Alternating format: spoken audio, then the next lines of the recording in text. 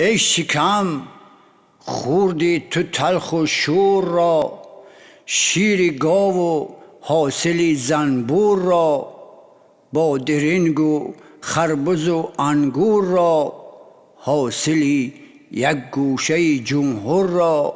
ای شکم ای بار وزنین، ای شکم در تو رفته حاصلی صحرا و دشت، تربوزی مسچا و سیب و ناک اشت، هرچی در تو رفت دیگر بر نگشت.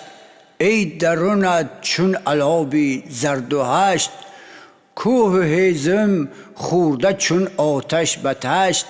ای شکم ای خصم دیرین، ای شکم تو علولان و بلولان خورده ای، ماهی دریا و کولان خورده ای، حاصلی صحرا و چولان خورده ای، حصه معیوب و گولان خورده ای، خرد و لاغر غفص و غولان خورده ای.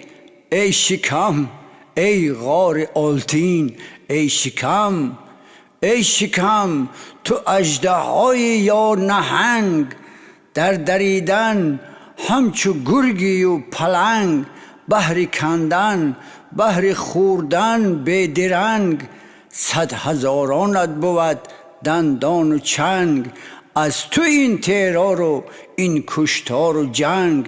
ای شکم ای دشمنی دین، ای شکم ای شکم تو خلطه کین، ای شکم آتش نفست چو بنزین، ای شکم یازش داری چو ریزین، ای شکم خورده صبح و شام و پیشین، ای شکم حق طفل و پیر و مسکین. ای شکم گر چنینی اله ترکی، ای شکم